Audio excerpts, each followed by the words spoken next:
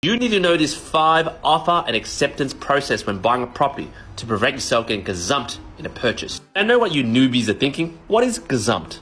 Gazumping occurs when an agent or seller accepts an offer you make to buy a property at an agreed price, but the property is sold to someone else. This usually happens when the vendor sells a property for a higher price. That is called gazumping. And being someone that has a passionate hate for dodgy and shady agents, I don't want you newbies to get gazumped. That's why in this TikTok, I'm going to present to you the anti-gazumping legal buying process on each state, line by line, so pay attention. First of all, if you're buying a property in New South Wales, when you're buying a property or when you make an offer on a property or you put in an expression of interest, for example, a dollar amount, it doesn't mean they're going to sell the property to you. To pay attention is when you put a deposit or EOI on a property, the agent must, in writing, put down that there's no obligation to sell the property to you. There's no obligation for you to buy the property. And also they can give you a refund if yourself or the vendor is not interested in selling it to you. Remember guys, a verbal offer doesn't mean jack, okay?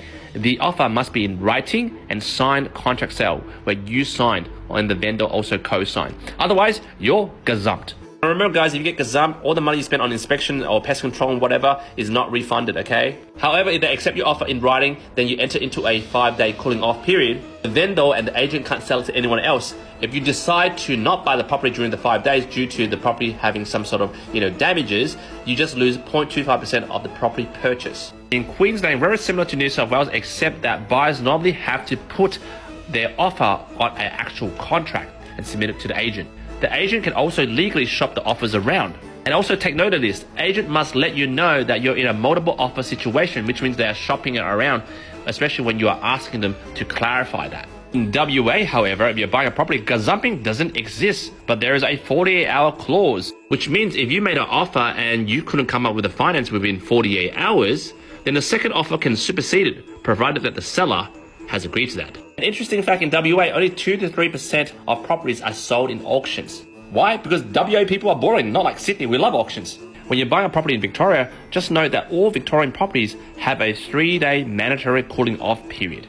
However, this doesn't apply in auctions. Again, like New South Wales and Queensland, if you make an offer and they are to consider it and the vendor has not signed it, the agent can still gazump you. If you're buying a property in South Australia, forget about making an offer over the phone. All offers must be made in writing. After that, the agent has up to 40 hours to present it to the vendor. And the good thing about buying a property in South Australia is that if you made an offer and they accepted your offer, if within 48 hours you got cold feet and want to duck out, you can. And same like all other states, the agent can gazump you if the vendor didn't sign the contract you offered. So guys, there you have it. That is the offer and acceptance process when buying a property. Let me know what you think.